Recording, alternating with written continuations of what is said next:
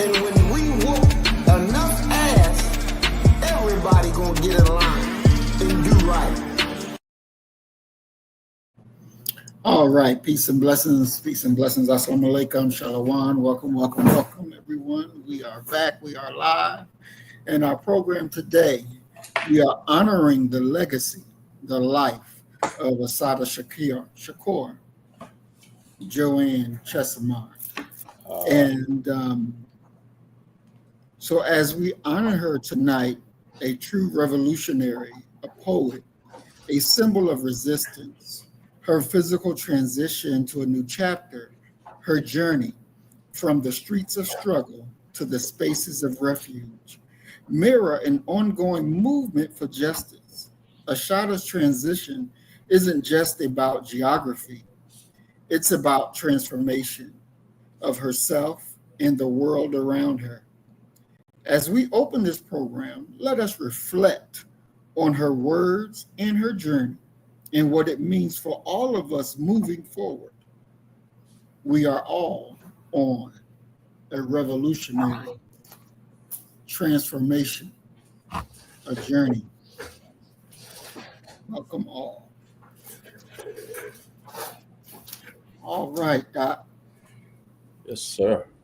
So, Assata Shakur, a very important woman in the struggle for freedom of our people. In my eyes, I've read her book. In my eyes, she seems to be, to me, not the rah type of individual, but the individual that would sit back, think, plot, and plan type person. What was she really like? Well, the thing is that what you're describing as the rah type of person is the sort of the reputation that people, number one, assign to those that they refer to as radicals. And anytime I hear the word radical, I always revert back to the idea of irrational, of someone who's pushing for something that they don't deserve and what have you.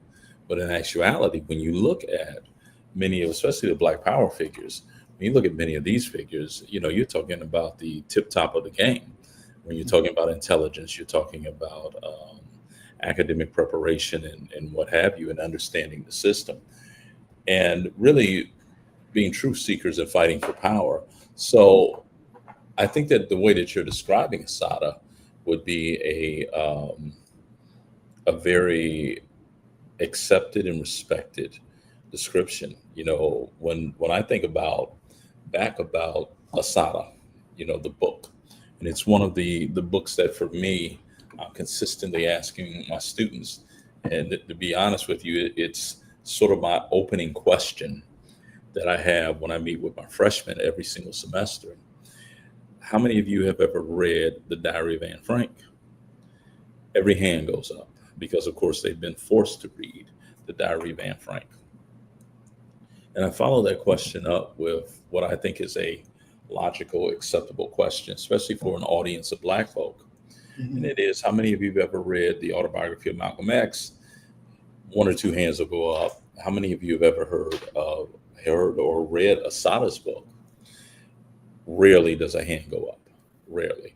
And I think that speaks volumes about where we are as a people. For me, and I've read her book probably 100 times, I'm always taken back to to this one part where she's talking about, even talk about being able to tell the future. She shunned having her picture taken. And she makes it, and keep in mind, we're talking about the 1960s, the late 1960s. And she says, I am telling you that if you keep allowing these people to take your picture, they'll put your picture somewhere on a crime, and it'll be so smooth that you'll start questioning if you actually did it, let alone people who weren't there with you and Mm, know about your innocence. So, the ability to project and to see where this nation, technology, and really where the place of Black folk are going to be at throughout the entire time. mm. Wow, exactly. She also a quote from her. Um, it is our duty to fight for our freedom. It is our duty to win. Um, most people say, yeah, it's our duty to fight for our freedom. Mhm. But she really brings it home with it is our duty to win. Speak to that in her passion for Well, our. when you're talking about this idea of winning, and this is one of the central questions that we have to deal with when we're dealing with the Panthers, and the Panthers remain important. We're talking about it being we're on the cusp of the 60th anniversary of the founding of the Black Panther Party for Self-Defense by Huey P. Newton and Bobby Seale, and the Panthers still remain at the forefront of every conversation about Black liberation, about revolutionary. And we've had several groups attempt to replicate what the Panthers have done. And very few of them have done a good job of replicating the Panthers. However, talking about winning and it being our duty to win, that's in many ways, especially for persons of African descent, the side that we're going to be on, especially if you're talking about those in the West, is already predetermined for us. So from the moment that even before we arrive here, we're involved in a fight. And that fight is in many ways a fight for our lives, a fight for our right to exist, a fight to be able to think, to be able to speak. It is a dastardly, dogged fight that we're going to be involved in. And just as those who oppose us have a no holds barred policy in regards to what they're willing to do to us, we have to have a similar policy in regards to our commitment and how and what we're going to try and do. So winning for us looks different from many other people, because I would argue that winning for us means leaving this place a better place than when we arrived, leaving this place a leg up for the succeeding generations of Black folk, so that they won't have to continue to fight as hard as we've had to fight, but they're going to have to fight. Mhm. And unfortunately, I don't think I'm unsure if Black folk in their totality as a whole are, number one, fighting with a strategic, logical plan that's executionable. I think some are, but not the masses. And that Mhm. saddens me. Mm. What was the things that prompted her to join the new Black Panther Party or the Black Liberation Army?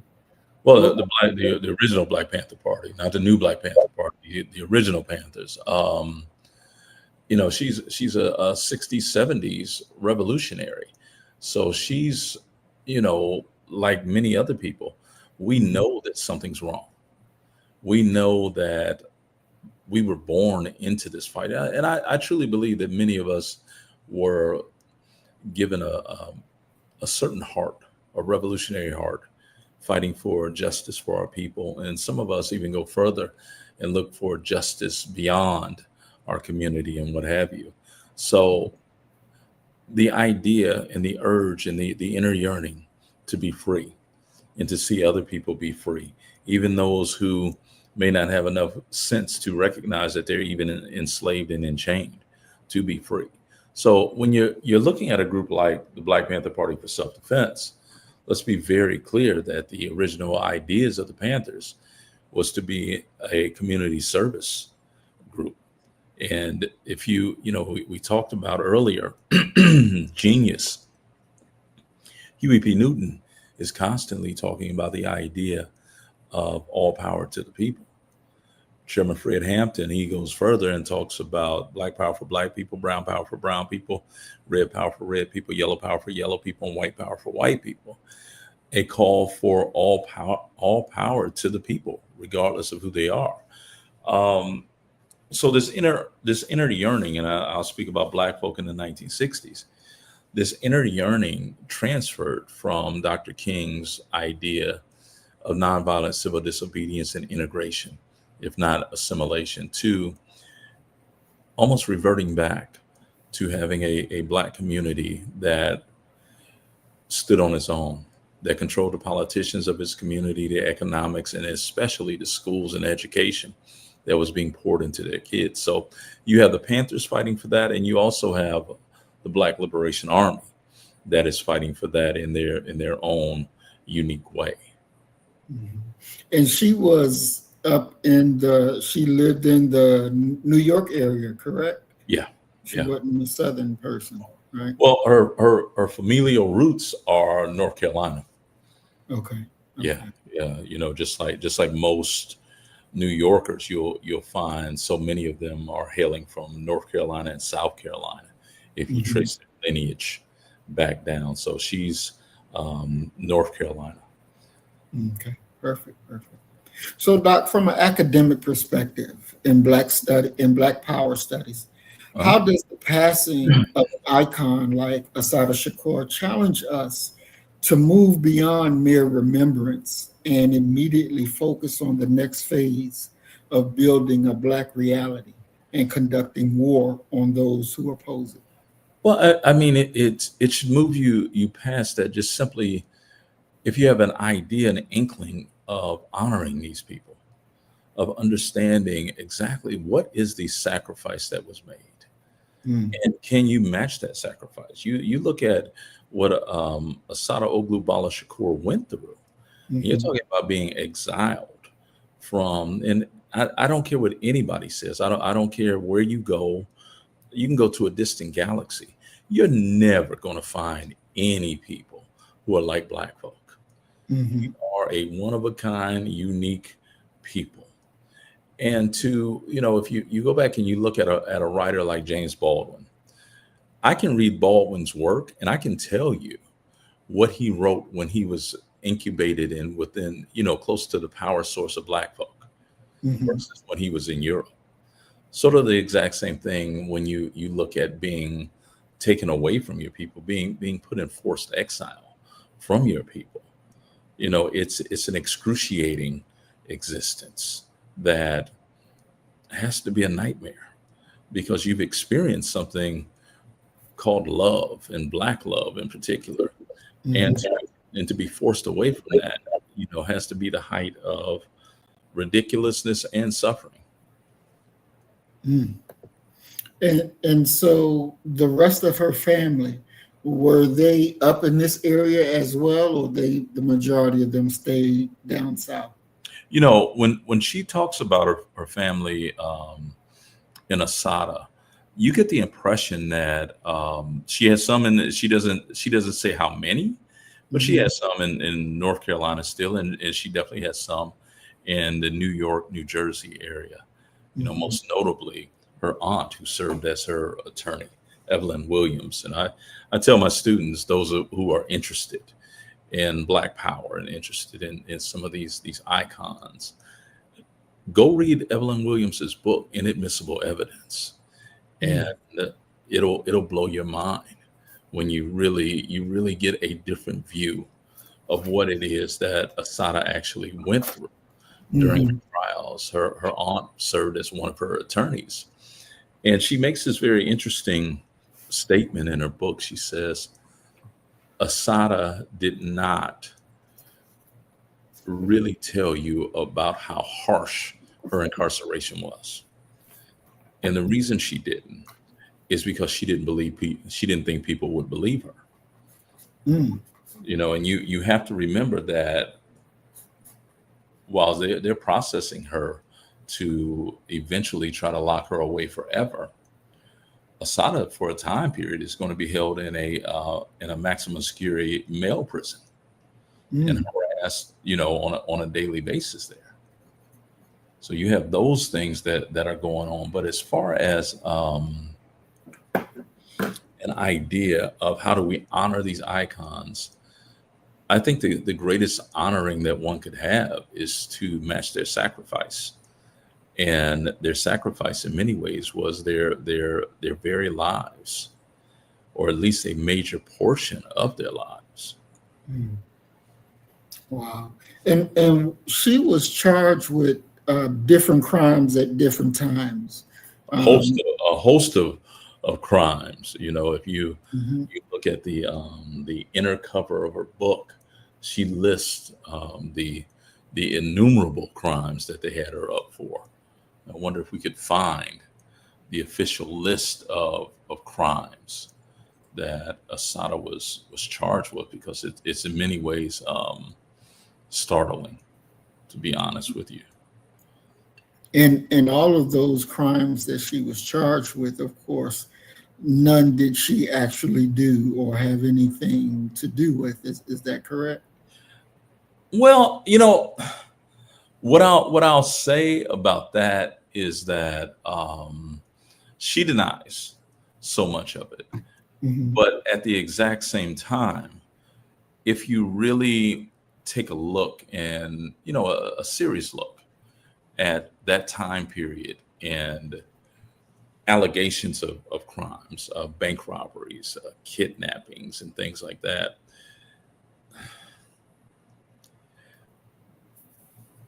maybe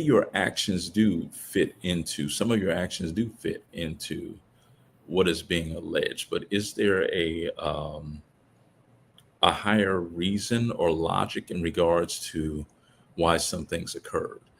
Give you, case in point, the New Jersey Turnpike shooting.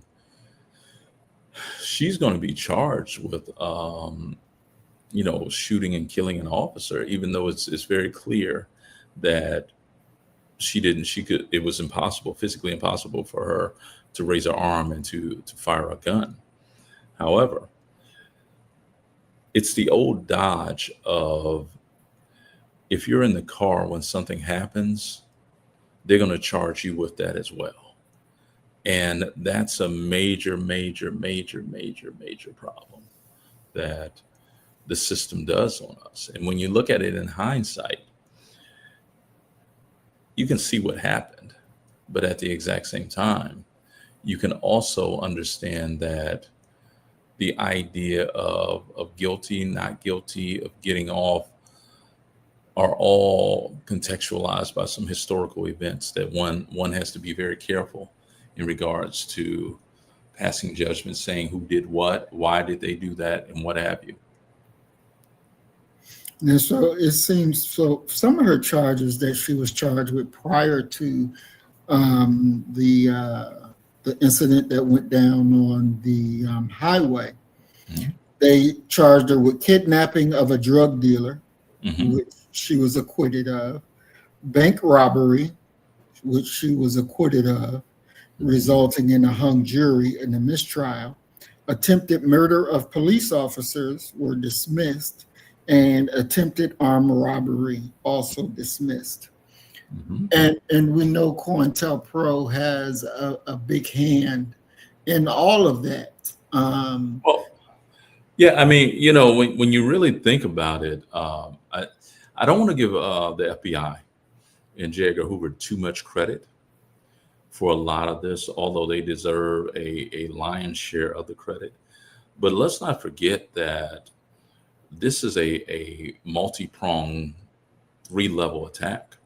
You're talking about people being attacked by the federal, the state, and their local governments, all working in cahoots with each other. The the people who went in and murdered Chairman Fred Hampton and Mark Clark, those were state and, well, basically Illinois officers. But we know good and well that the FBI was involved in that. Mhm. So in many ways, yeah, you're correct in talking about the counterintelligence program. Yet at the exact same time, there were many players in this. And we're talking about a collusion to get Black Power figures. We're talking about collusion that includes prosecutors, DAs, judges, mayors, police chiefs, sheriffs, even ordinary average citizens. So are you saying that when we say COINTELPRO, that all of them was included in COINTELPRO, or you have COINTELPRO plus all of this? What are you The saying? counterintelligence program plus all of this, plus all of these other operations.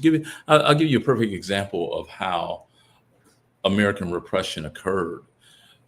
You have to remember that during the Black Power era, during identity politics, the big identity politic, the big issue that people had, white boys had, was Vietnam, the anti-Vietnam War. They didn't want to go to Nam. I think it was Paul Hardcastle, one of these white artists, who did a song called 19. And the video is actually really dope, that he has all this scenery about the Vietnam War. And the point of the song is that the average soldier who was killed in Vietnam was 19. So people are actually trying to get out, avoid going to Nam. And one of the ways that you could avoid going to Nam was going to college and remaining enrolled in college.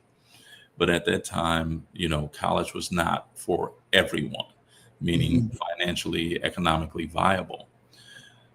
So for those who did get drafted, they come up with a very interesting proposal for the Marines in particular, that they would shave off 2 years of your duty, your tour of duty, in exchange for you coming to work with this new group, police group that they were forming in California called SWAT, the Special Weapons Assault Team. And of course, they utilized SWAT to attack the Panthers. So right there, you have a federal initiative of bringing soldiers home early, with the agreement that they would do the government's fighting domestically, but they're going to be working in many ways for state agencies and local agencies in California. So all of these people are intertwined with each other. Now, the what is the time frame that she was in? Was she before Malcolm, during Malcolm? What time frame was she in? This is after Malcolm. Malcolm's assassinated in 65. The Panthers are formed 63. The Panthers are going to be formed on October 15th, 1966. No one really knows, outside of California, no one really knows about the Panthers until they do the quote unquote storming of the state capitol in early 67. And of course, we have Huey P. Newton being involved in a shootout with Officer John Fry and Herbert Haynes. And of course, John Fry was killed. Huey was shot through the stomach, and Herbert Haynes was also struck on that night by someone. Newton always maintained that it wasn't him, that the officers actually shot each other. However, when you're talking about the explosion of Black Power, the slogan, the Black Power slogan, many people attributed, erroneously, to Stokely Carmichael, when actually it should be attributed to Willie Mukasa Ricks, brother that's still actually around. Mukasa, when the James Meredith had been shot, he was trying to execute a March Against Fear. And of course, James Meredith is the first Negro to integrate Ole Miss. Meredith felt that the Black folk of Mississippi, and he's correct, were afraid of white folk and were afraid to go get registered to vote. And of course, this is happening almost simultaneously with Freedom Summer. Well, Meredith shot on the first day of the march. He's in a Memphis hospital recuperating, but the march has to go on. And so a who's who, it's the last great assembly of the civil rights movement, the last great march. They get together and they're going to continue to march because they did not want the message to be sent that the way you stop Black activism is by getting ultra violent. So they're going to continue to go. Well, when that march reaches Greenwood, Mississippi, and you have to remember that despite what many people believe, the civil rights movement, they never had an ideological consensus. You always had groups of individuals who followed Malcolm. You had some who sided with King. Well, you have students in the Student Nonviolent Coordinating Committee, especially Black students, Mhm. who are in many ways tired of getting arrested, tired of getting beaten, okay? Tired of being sacrificed, almost as if they're an auxiliary to Dr. King's SCLC.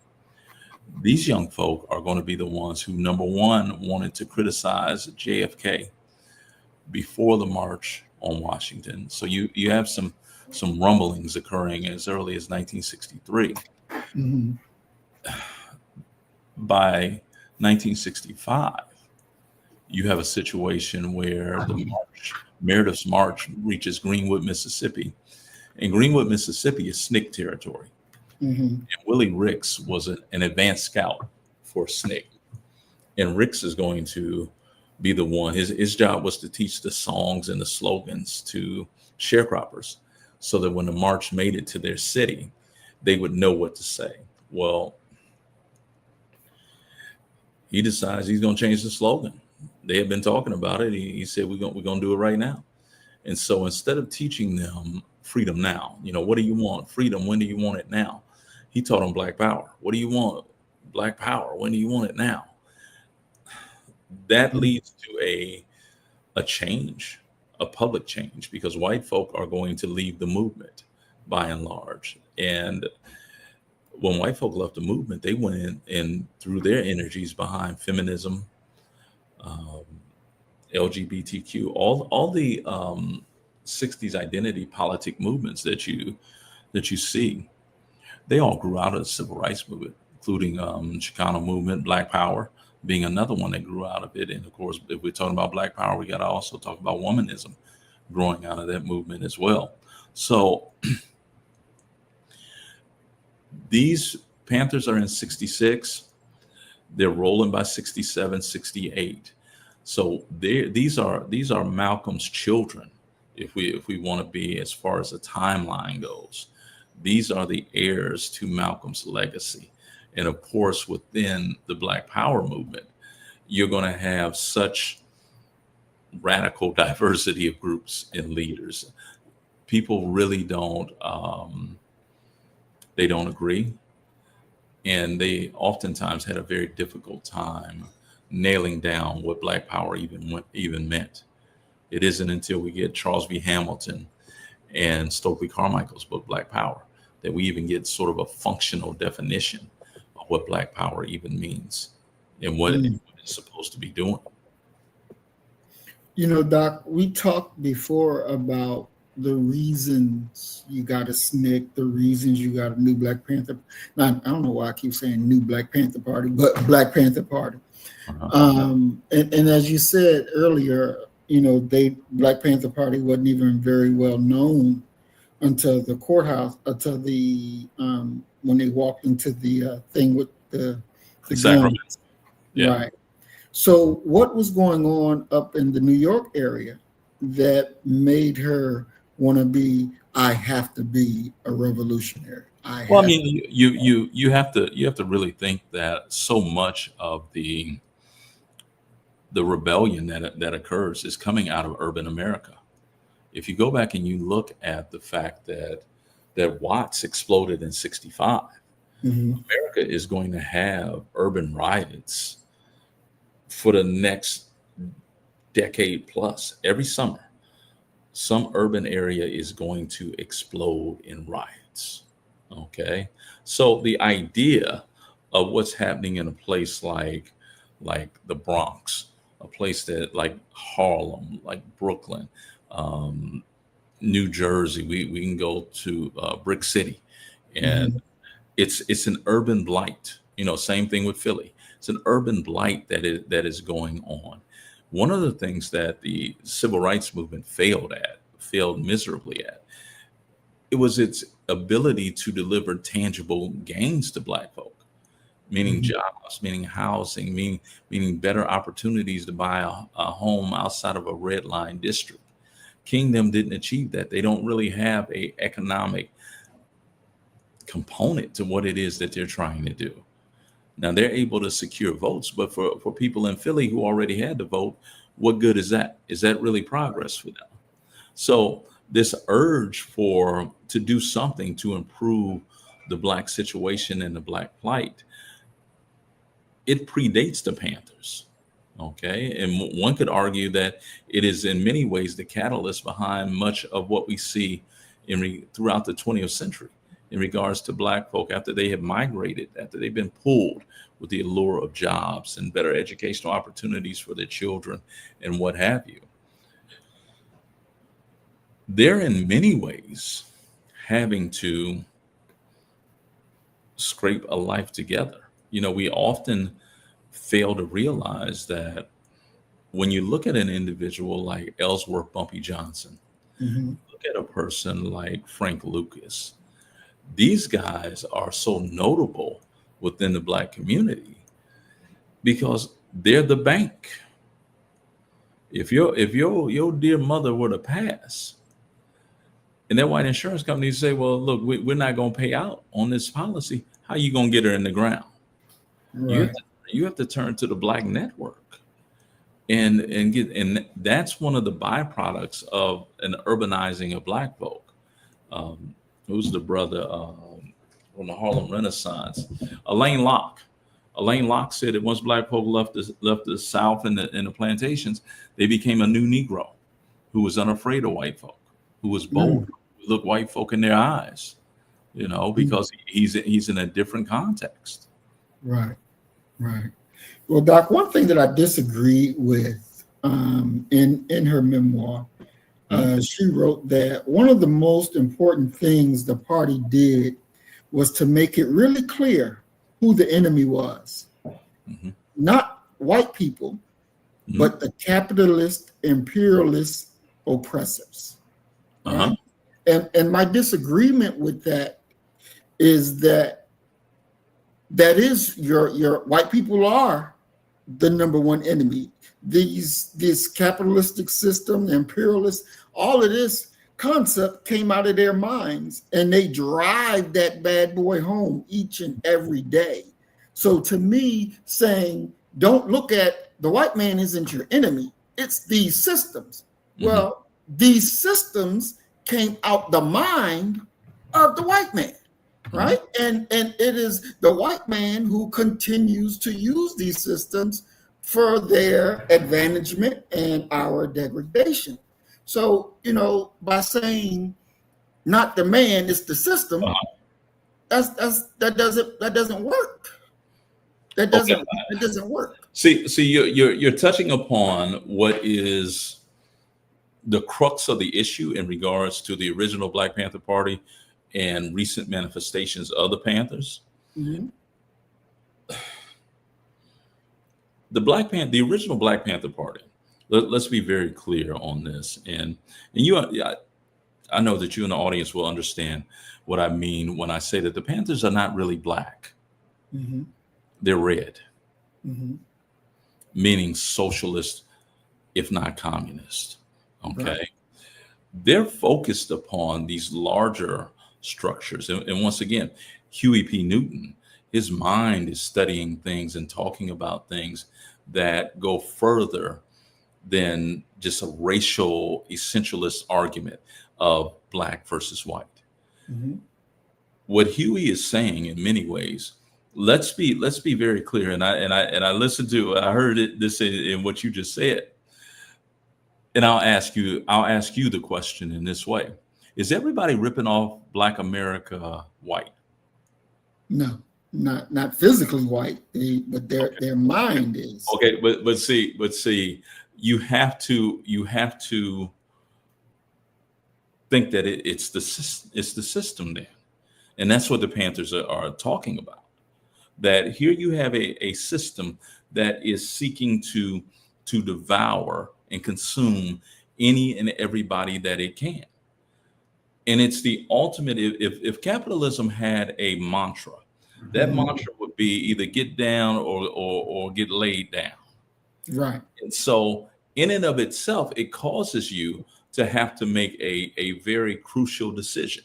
And that decision is, if I want to ever have anything material in this world, if I ever want to be not even to be a big somebody, I want to just be able to hold my own. I got to I got to find my way to some money. Now the question becomes, what are you willing to do for that money? If you're not careful, you will be a reincarnation of Thomas Jefferson, of George Washington, of the founding fathers. Because lo and behold, they're saying we will not be the slaves of Britain. Yet at the exact same time, you continued slavery. So you, in many ways, became the monster that you were defying. And for them, it happened seamlessly and very quickly. What the Panthers are actually saying with that is quite simply that you need to recognize what actually is going on. That it isn't the color of a person, it's their mindset and what they're willing to do. The problem is that white folk have decided, and keep in mind, there is no, I go through this riff with my students. If Jamaicans are from Jamaica and Germans are from Germany, and Brazilians are from Brazil, where in the hell are white people from? It's a social construct. And it's a social construct that doesn't have any biological basis, basically. Yet, white folk when you see them. And in many ways, what you're seeing is almost a compounding of different identities together to work towards a larger goal. And that larger goal is financial prosperity and ruling the world. And that's growing directly out of capitalism. So the Panthers would have a major problem with what it is that you said, just like you got a major problem with what they're saying. Mm-hmm. Their thing is that it isn't that white folk are necessarily born, as to borrow the language of the Honorable Elijah Muhammad. It's not that they're devils. It's that they learn the system and they become devils. And as you well know, that we got a bunch of black devils that learn the system and adopt their values and their priorities. Mm-hmm. So that would be what their response would be, that it's capitalism, because capitalism forces people to it's like having a child. A child is going to make you make some decisions, and some hard decisions. Capitalism is like that. Are you willing to do what has to be done to improve the bottom line of your life? And some people don't have the heart to see evil done to other people so that they can benefit financially. And then you got a group of people who have never existed in this system, outside of this system, to the point where they just look at it as this is just a normal part of life. And what the Panthers are by and large saying is there's nothing normal about capitalism. And it's the reason why they're always talking about all power to the people. They're talking about creating a workers' paradise where there is no homelessness, there is no poverty. But you can't get there until you destroy capitalism and the mindset that comes with capitalism. And I'll end with this, and let's be very clear when we're talking about the idea of racial essentialism. One of the biggest problems that our people have had historically with the capitalistic system is their position at the bottom of the ladder. And I really have always wondered, and I doubt that if the roles were reversed, if many black folk would act any different than these white folk that we've grown to hate. Doc, and I don't know, but prior to capitalism, what was there? You're talking about mercantilism. You're talking about these different systems that grew up where, because the economies were so local, that people would barter. They would do business in that way. What ends up happening is that you can look at the development of America. and this is a hard concept for people to really grasp, but imagine in your mind's eye a map of the United States of America. Mm-hmm. What's the center of it? What's the center of America? Let's say in 1920, going forward, 1924. Mm, Where would you say the center of America is? Detroit, maybe? Oh, close, close. Chicago. Mm. Chicago's the center of America. Okay. And many people would say geographically, that makes no sense. How's Mhm. Chicago the center of America? I'll tell you. Because Chicago, all railroad tracks are going to reach Chicago. And Chicago.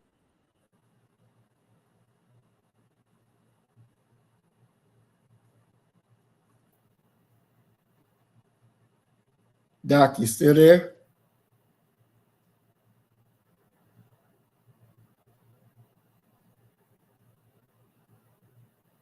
Doc?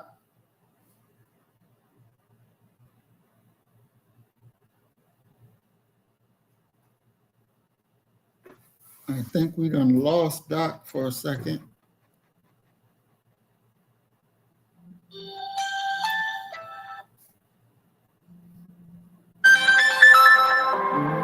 Let's see.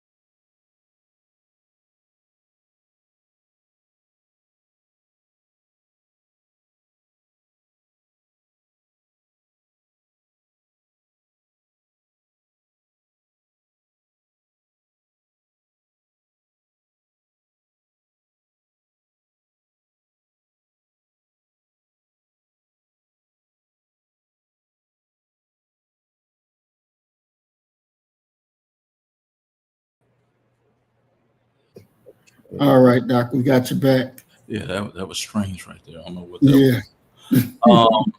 So we were talking about Chicago being the center of the nation Mm-hmm. because it sits on water and all the railroads lead there. And you have to remember that the very first, and I think that this is I know that this is a major step forward in the development of capitalism. Sears and Roebuck. Sears and Roebuck is going to be the very first mail order catalog that we're going to have. Okay. Mm-hmm. So people are now able to order and they'll have it delivered by rail car or either by ship what it is that they've ordered. And you think back to even the idea of ordering beef because there are no refrigerated cars that hasn't been developed. So they're shipping entire cows, entire cattle to different places and then slaughtering it there. Of course, we had Upton Sinclair's very grotesque words dealing with the Chicago stockyards, the jungle. But this is going to be one of the means of making materialism achievable. And of course, at the same time, we had the rise of Andrew Carnegie, John D. Rockefeller, Henry Ford, J.P. Morgan. The Gilded Age, a separation of wealth in America. So you have all of these things going on, and capitalism, it refines itself. It's a monster. It's going to continue to refine itself because it's going to continue to work to last and to exist. We have to look at capitalism as a living, breathing thing. that will consume people. It will kick people out if you're no longer of any use to it. Look at what we're dealing with right now with AI. The idea that American factories will bring back jobs. It's not going to happen. You know, if they do bring production back here, it'll be machines doing it. Mm-hmm. Human labor in many ways is no longer and my God, whoever thought we would get to the point where human labor was no longer essential to the production of anything? But we're there. And that's what the Panthers are talking about. That's what Huey was talking about. The idea that it may seem as if it's white folk who are running this, but they're merely tools in this capitalistic system as we are. You know, American workers, and really now we can say global workers, because the idea of a factory being having a national origin and being confined, that's passe. That doesn't exist anymore. Okay. Because capitalism mandates that they go to wherever they can to find cheap labor to increase profit.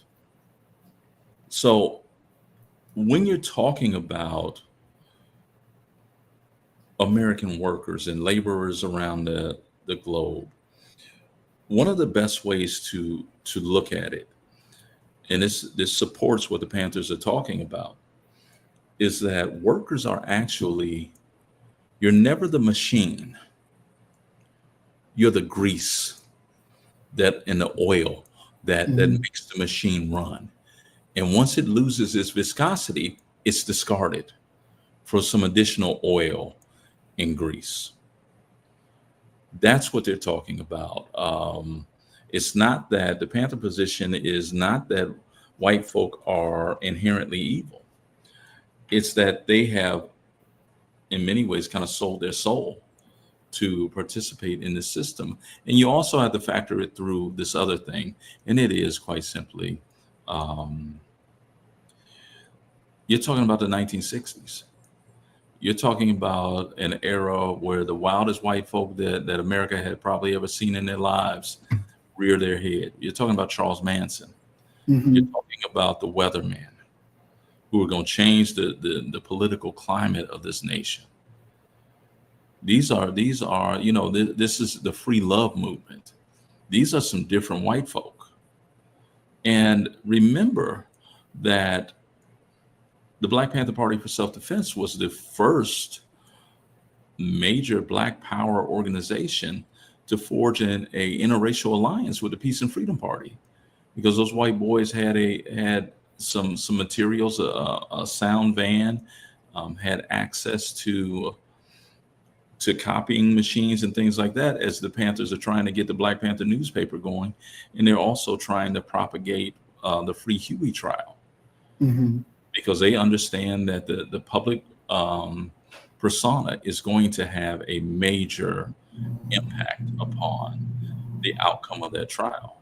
So the Panthers they have allegiances and alliances with white groups. And Huey P. Newton has this very, very, very interesting quote where he says that if Black folk are afraid to forge alliances with white groups that are working for the same thing that they're working for, it's a sign of inferiority. That you don't feel as if when the time comes and those white folk want to go left and you need to keep going straight, you're not strong enough to break that alliance and keep on your own agenda and your own program. So the Panthers are in many ways red. They're not Black, and it's not accidental that who's the only Western nation that stood up to capitalism? Cuba. It's not accidental that William Lee Brent ends up in Cuba. It's not accidental that Eldridge was there for a period of time. That Assata went to Cuba, as far as we know, in 84, and she just passed this week. She's been held there this entire time. The Cuban people have proven to be, in many ways, willing recipients of Black revolutionaries. And of course, that that alliance comes directly out of Fidel Castro's leadership. Think about when Fidel Castro came to New York City. Where does he end up? He ends up with Malcolm, talking with Malcolm. That's how we got those very interesting pictures of him meeting with Malcolm. So the Panthers are, if they're nothing else, they're internationalists. They're reading Mao Zedong. They're reading Che Guevara. Okay, that's who they are. And no amount of posturing and sort of trying to blacken the Panthers up more than they were is going to be able to erase that rich history of being radical theorists, because that's what Huey was. That's what Eldridge was until he came back. Eldridge is almost like he had went through a lobotomy or something. He was so different. And Doc, I think that this is where they made their mistake, because the white man was a no good dirty bastard before capitalism. Capitalism didn't turn him into a no good dirty bastard. He was that way prior before that. And because that they're looking at a system that the enemy made and saying, no, it's not them personally, when the reality is it is them personally, because they were that way prior to capitalism. They were already no damn good.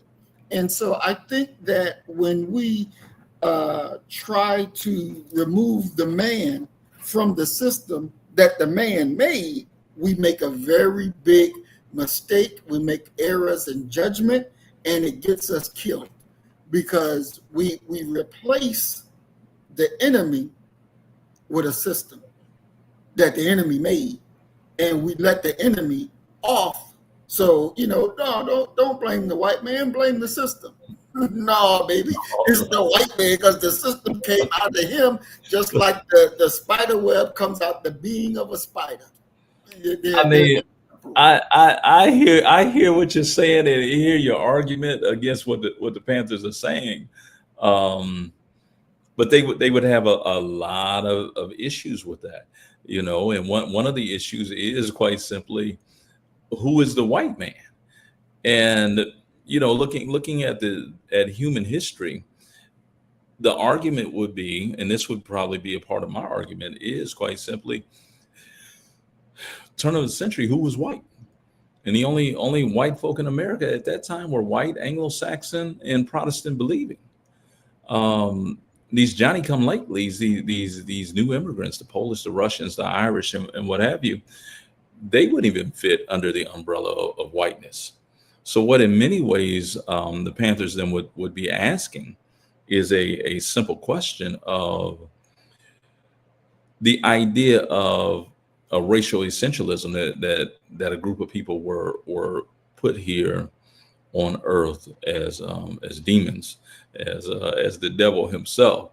They would have a problem with that, because they would not necessarily buy into that, and they would deal with, as you put it, the system, and trying to reform the system, because they have ample examples during the 1960s of white folk who are, and they're white by the 1960s. This spreading of the umbrella of whiteness occurs, of course, after World War I. But they would say that many of them are as much the victim of the quote unquote system as our people were. And I think that, again, because when we look at it, okay, don't call them white, right? Well, no. I mean, the thing is that that's what we call those people here in America. But my point is that the Irish, the Polish, there's a great book that is titled "How the Irish Became White." Mm-hmm. And it goes through the acculturation process. Mm-hmm. And in many ways, in the post-World War I period, you're going to have what we call the rise of the Second Clan.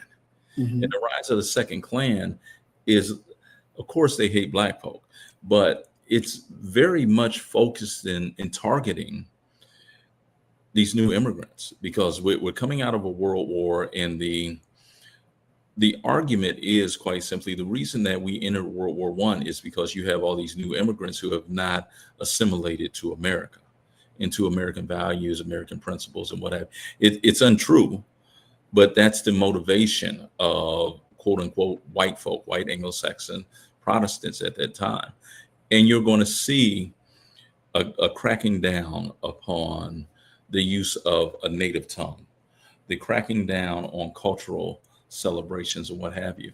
And in many ways, what they're telling them is become white, damn it. If you become white, then we will, not only increase our stronghold on America, but we're willing to allow you to access some of the goods and services that we're going to earn through our solidarity and collectivism. So, Doc, well, how would we frame this? Because I look at it like this.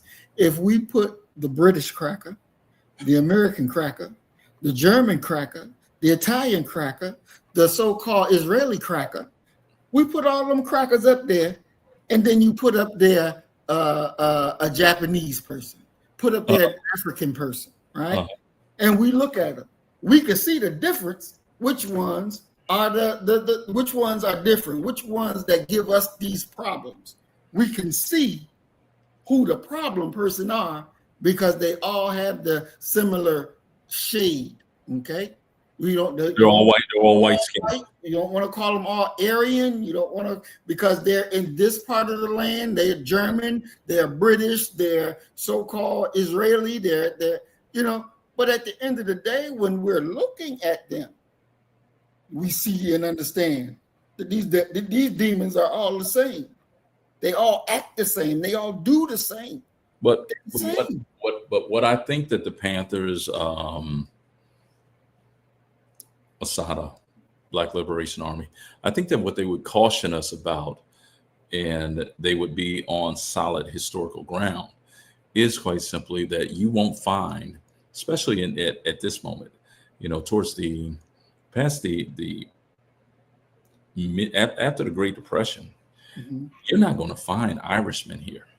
Mm-hmm. You're not going to find Poles here. You're not going to find Russians here. You're not going, they've gone through they've gone across the burning sands. They're white.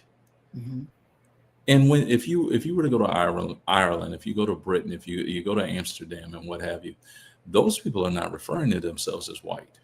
Mm-hmm. And in many ways, Europeans, and if you listen to them, and you don't even have to listen very closely, those people that you're referring to as white, meaning the white man in the United States of America, is looked at as a hillbilly. Mm-hmm. What we would term a hillbilly by refined and cultured Europeans. So it's a whole lot more to it. You're really dealing with an outlier, an extreme case when you're dealing with the American white man, and he's been extreme in everything that he's done. He was extreme when he was talking about overthrowing Britain.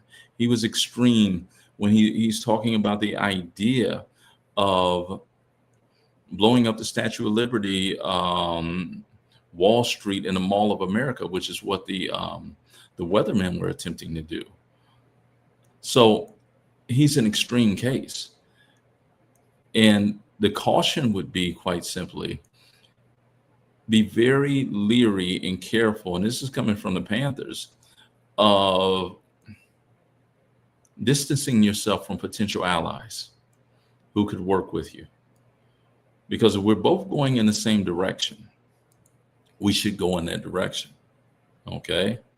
But the moment that our agendas do not coincide, we have to separate. Yeah, I don't know. I just think that because when we put the American white man Mm-hmm. up against Hitler, Mm-hmm. up against Leopold, Mm-hmm. up against any cracker from Britain, I don't see any difference. I don't see any difference. You know, they talk about Hitler like he's an anomaly, like, you know, he was just the worst white man ever. Well, that's just not the reality. Mhm. This is not the reality. He wasn't the worst white man ever. He fit right in the mix with the Worst, rest of them. they would say the worst German. Mm. So he fits in the rest of all the white people in power and control. He fits right in there with the rest of them. There's no separating him. He's not an anomaly. He's just who he is. He embraced who he is, and he lived it. And those that went with him agreed with him. It's just like what we're seeing here today. You know, Trump has a way of being himself, and, you know, those who like that way with him, they will go right that way with him because they enjoy, they love the freedom to be able to be themselves, that they don't have to walk around with this mask of civility on. They can just say, this, I'm the devil, this is who it is, and if you don't like it, don't worry about it because I'm coming to kill you anyway. You know, they can just be themselves.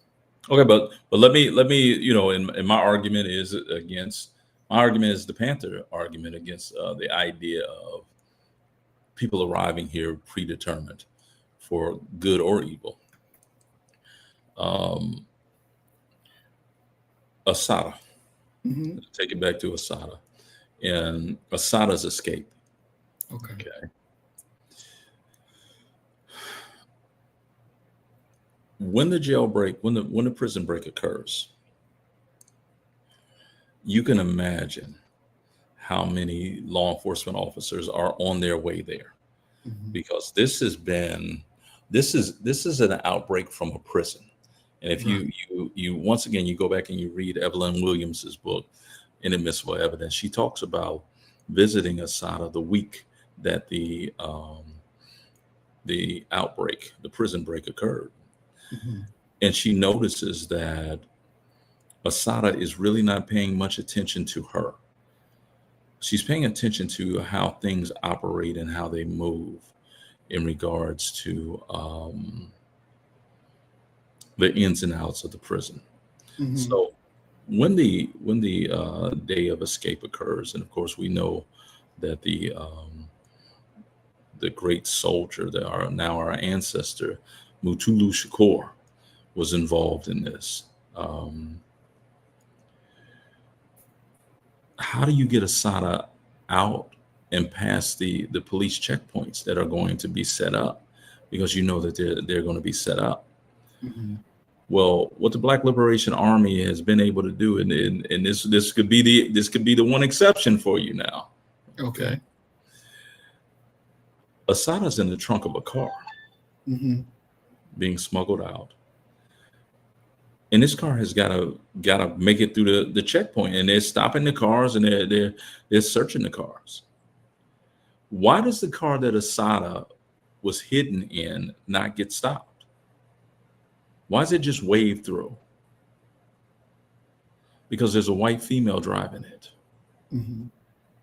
So there are some very radicalized whites who are working at that moment for the liberation of Assata Shakur.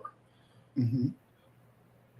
The idea that none of them, and it listening to your argument, where it puts me kind of in the mind of where would John Brown fit? Mm-hmm. Okay, a man who gave his life and his son's lives for Mm-hmm. the ending of slavery. John Brown's, of course, the first shot of the U.S. Civil War, if we're being honest about it. Right. Where would they fit in? And so that's in many ways kind of the trick bag that we find ourselves in when we're looking back 40, 50, 60 years in the Panthers case and trying to reconstruct what it is that they're doing. We're utilizing modern day contemporary race relations and the things that we know now and the type of white folk that we see around us right now, and sort of laying it over something that happened over a half a century ago. Mhm. And it's leading us to erroneous and flawed conclusions in regards to who the Panthers were, who the Black Liberation Army was, and what it is that they stood for. Mhm. Now, I would think that John Brown and whoever the white people that helped her escape, they are the anomalies. Okay. They are the anomalies. They are the ones that's special, that are different. And I'm not saying So they're not devils. no. I wouldn't say that they're devils in that case. I think they fight against their nature to do better things. So Okay. no, I couldn't call them devils for what they did. So, but they are the anomalies. Those ones are the rare. I mean, hell, we ain't had another John Brown since. I wouldn't say that. I wouldn't say Well, who would you say would be another? Who's our modern day John Brown? Charles Manson. Say who? Charles Manson. How would you think Charles Manson? I know he did his thing talking about kicking off the war to free black people, but then yet he gonna rule black people. I don't see Charles Manson being no. I mean, when Brown. you look at how wild John Brown was, you gotta remember, John Brown was at a nudist colony in upstate New York when his sons called him to come to Kansas. Mm-hmm. Okay, this is a wild boy. What do you think Manson and them were doing? Pretty much the exact same thing. Helter Skelter is an attempt to cause a race war. Mm-hmm. John Brown going in Harper's Ferry trying to get guns to arm enslaved black folk is an attempt to cause a race war. Mm-hmm. It's just that you get bogged down in some of the things that were more than likely happening with John Brown. You think John Brown didn't get high? Of course he did. No man that don't get high don't think like you. It's impossible for your mind to think like John Brown's mind thought. Okay, John Brown getting high, Charles Manson them was getting high. It's 6 degrees of separation between them two. Now John Brown, though, from what I understand, I ain't never heard him getting high. I understood that's the part. If he up at a nudist colony, you think John Brown wouldn't get high? Them two things go together. What I was told about John Brown is that, of course, he was in his Bible and he read something that said, hey, this slavery thing ain't supposed to be happening because we all God's children. And since we all God's children, then I got to raise up and help put an end to this thing. Yeah.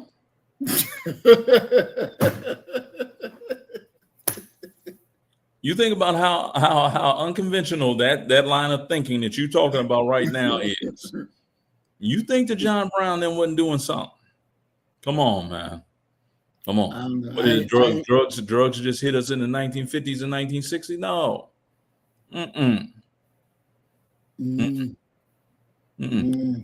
Even Frederick Douglass, when he talked about John Brown, because John Brown wanted Frederick Douglass to go with him in the Harper's Ferry.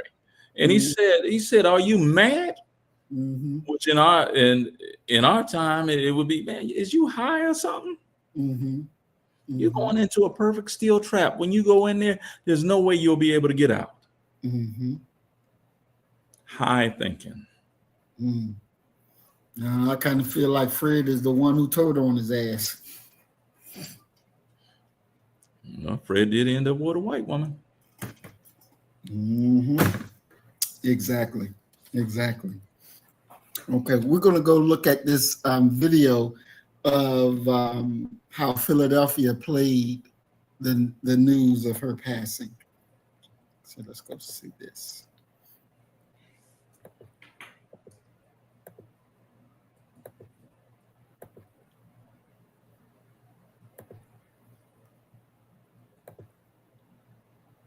One of the FBI's most wanted terrorists, convicted of murdering a New Jersey state trooper, has died in Cuba. JoAnne Chesimard, also known as Assata Shakur, was convicted in 1973 in the fatal shooting of Trooper Werner Forster. The Black Liberation Army member was sentenced to life in prison but escaped in 1979. In 1984, she appeared in Cuba and was granted political asylum. She was 78 years old. Governor Phil Murphy, in a joint statement with NJ State Police, said that they will vigorously oppose any attempt to repatriate Shakur's remains to the United States.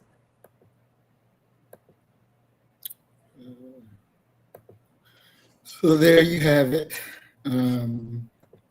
I have several problems with the way that our brother delivered the news, and his ass probably didn't even fight back to not call her a terrorist and all that foolishness. What are your thoughts on the governor of New Jersey fighting to keep her remains out of the U.S.? What's your thoughts on that? My thoughts are actually that it's probably the one of the highest honors that she could receive. That even in death, they can't accept her. They don't accept what it is that she offered, what her ingenuity, her insight into America is.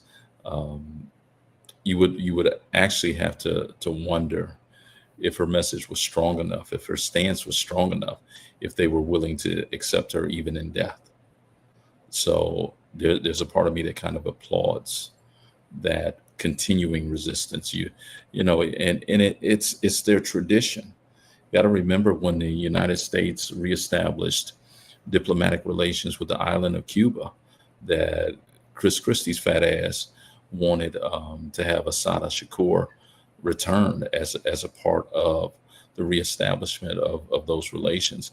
And the Cuban people said, no, we're not going to do that.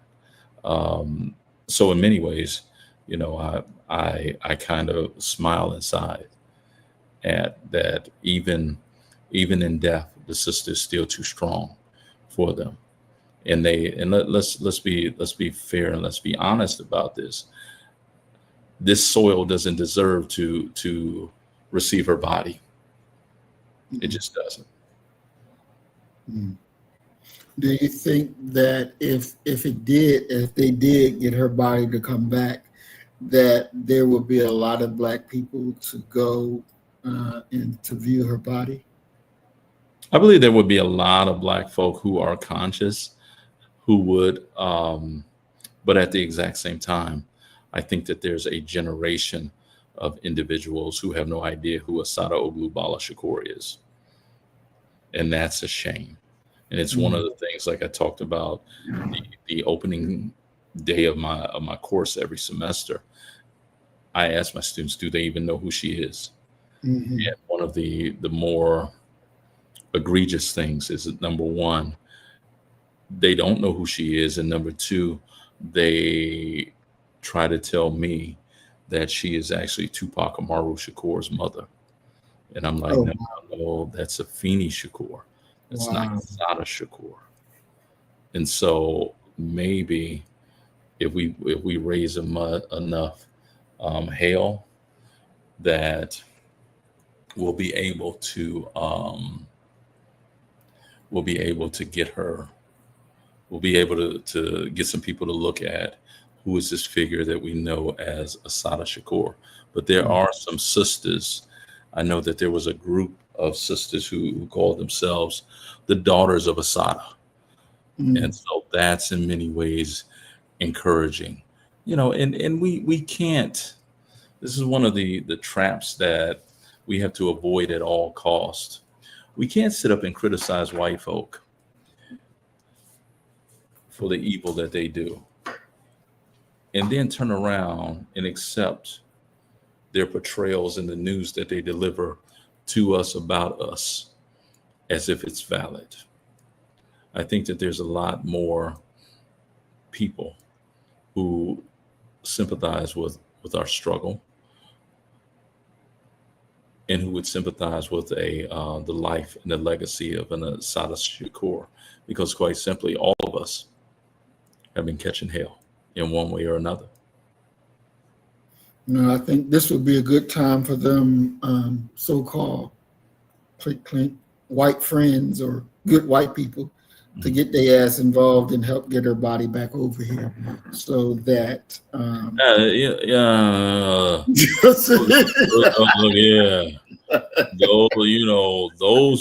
let's be very clear on what we can expect.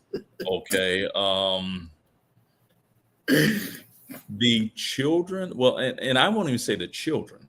I would say that those 1960s radicals, Mm-hmm.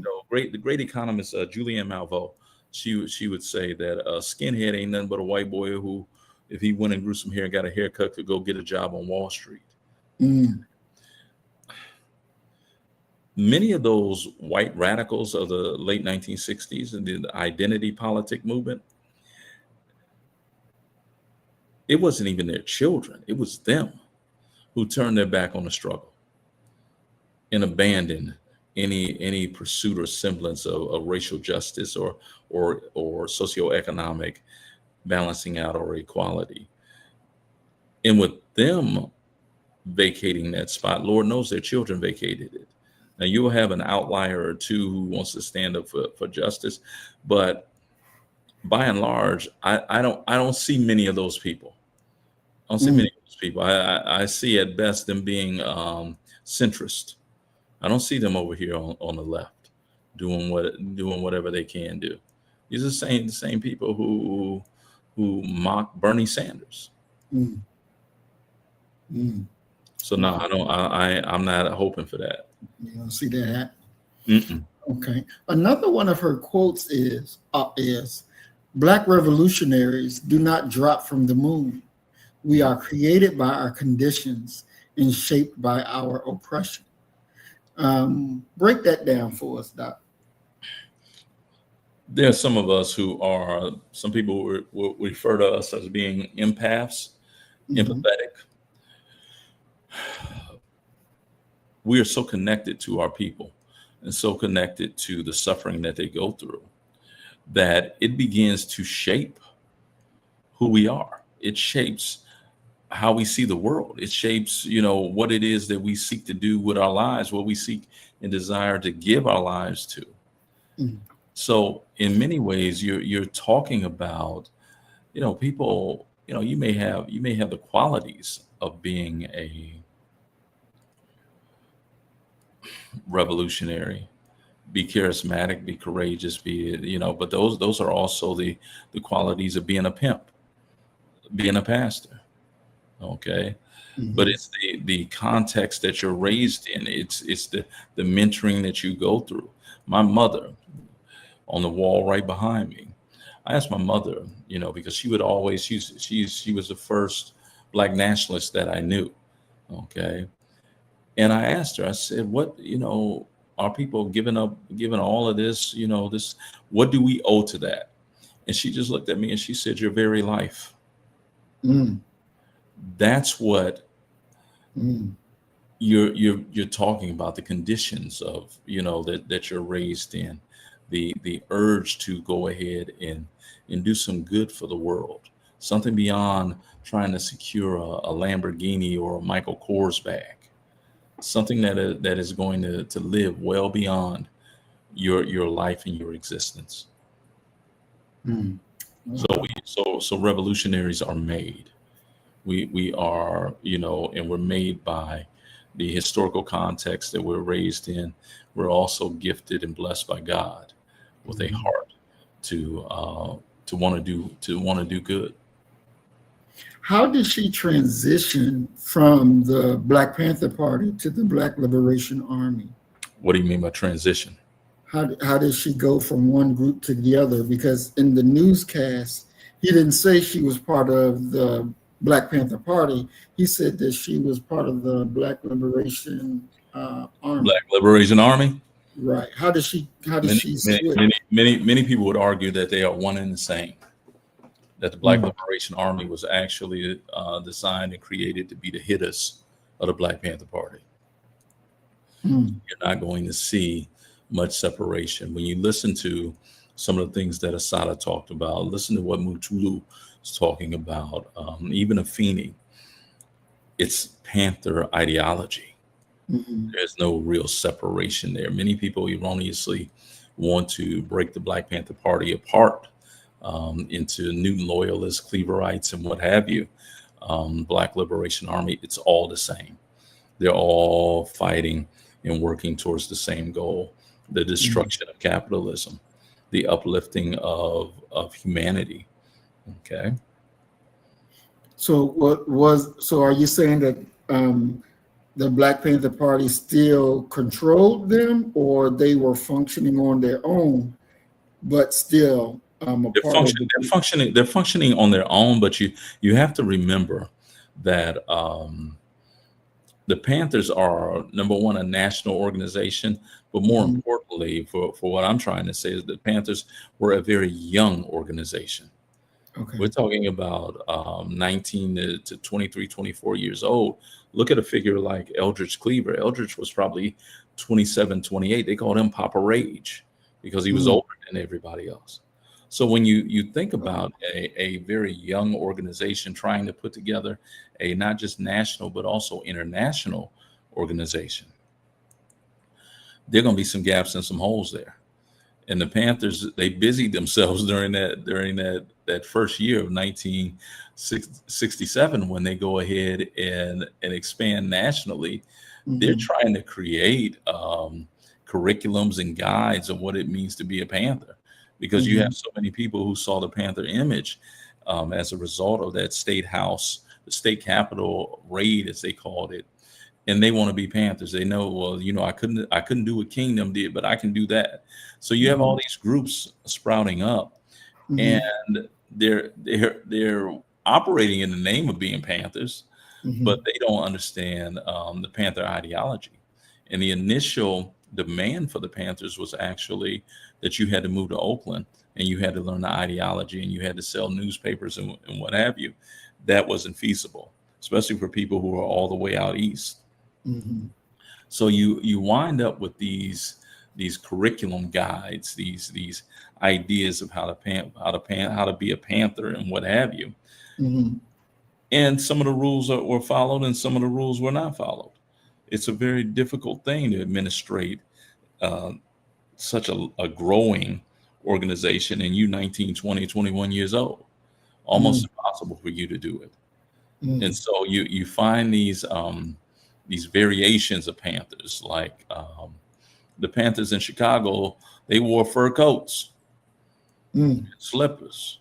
The Panthers in New York had something. I think that they had like a chain or something that had a bullet on it that they called a Panther bullet. And many of you read some of the memoirs of the Oakland Panthers, they're looking at it like, what in the world is these bro? And they can't wear a leather jacket during the summer. You get what I'm saying? Right. You need something that you in Chicago with a leather jacket on, you're gonna catch a cold and you probably gonna die. So it's that flexibility, that pliability that allows a Black Liberation Army to be created and to operate in the same spirit as the Panthers, to the point where one could say that they're not really, that they're one and the same, yet not necessarily being controlled by the Panthers. One has to, you think about the communication gaps that an organization, a young Black organization would have, and how that would actually make them very ripe for attacks from the federal, state, and local law enforcement authorities. Now, when the Panthers went away, is that the same time that the Black Liberation Army went away? Did they both go away at the same time? The Panthers exist for a while. You're talking about the Panthers existing to the 1980s, I want to say, because they had schools. They had the Panther Liberation School. They had the Panther Cubs, and the Panthers. And this is one of the things that is rarely talked about when you're looking at Panther history. The Panthers were funded by federal grants towards the end of their existence. Those were government dollars that were being utilized to support free breakfast, free lunch programs, the different schools and what have you. Well, how did Hoover allow them to get money? First off, Hoover's gone by then. That's the first thing. And the second thing is you have to really take a look at it and see that Bobby Seale and Elaine Brown becomes the female head of the Black Panther Party. They're going to run for and almost win. Oakland, I want to say the mayor's office and maybe city council. They Mm. came close to, I think one of them ended up causing a runoff in regard to that, because the idea was to, and I'll say this about them: they're trying everything. They recognize at that point that they need to have funding, Right. and if they could capture the mayor's office of Oakland Right. in the Bay Area, they would be able to execute their program. Exactly. 100%. So they're trying to do that. They're trying to work to get within the system so that they can take the system over. And for anyone who's ever tried to do something like that would understand how sensical that makes. That makes a whole lot of sense to be able to do it that way. But unfortunately, they didn't win. And this was a moment where the Panthers were ordering their members to come out to the Bay Area because they planned on flooding the voter rolls and being able to capture the municipal government. So the idea of the Panther existence is one that is not linear or logical to people who would be mesmerized by the speech, the militaristic eloquence of an Eldridge Cleaver. The Panther story is something that is much, much, much, much different and much deeper. Now, we know about the COINTEL program, but the other part that you talked about, those others, let's get into those and how that operated.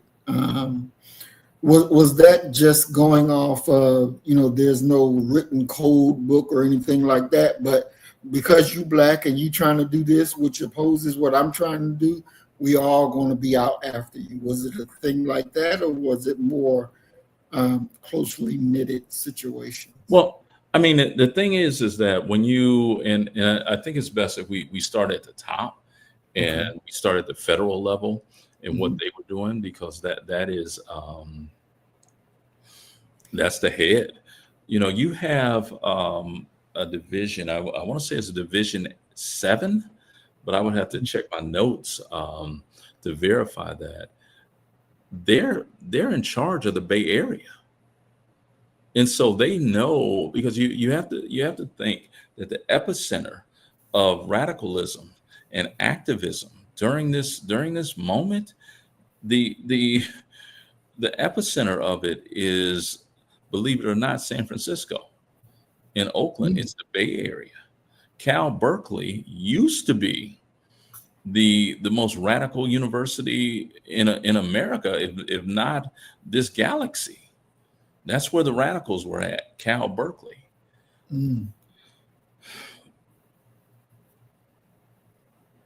There is a frenzy of Black power activism occurring by 65, 66 in the Bay Area. Okay, and really California in general. California has always been kind of the bellwether of what's going to happen to the nation politically and economically. So you're going to have groups like Ron Karenga's, Malana Karenga's, us. You're going to have the Panthers. You're going to have all these different variants and strains of Black power.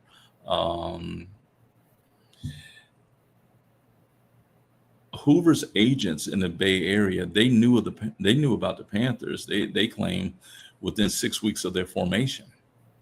Oh, wow. Yeah, they knew. Okay, because this is what they're doing.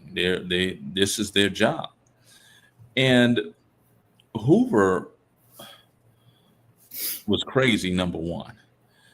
And he orders his agents to increase surveillance and start activities, counter surveillance activities, counterintelligence activities against the Panthers. And the agents actually respond to him. If you read the FBI files, the agents say, no, We think that that would be the worst thing that you could possibly do.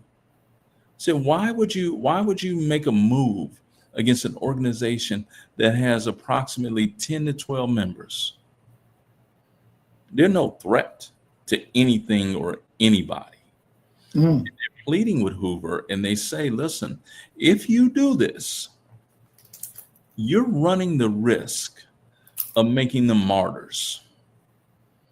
And their martyrdom will be the thing that brings them publicity and popularity. And then you're going to have a wildfire that you're not going. Hoover didn't want to hear it. Mm. And he ordered them, listen, either you do what I tell you to do, or you're going to be in Alaska.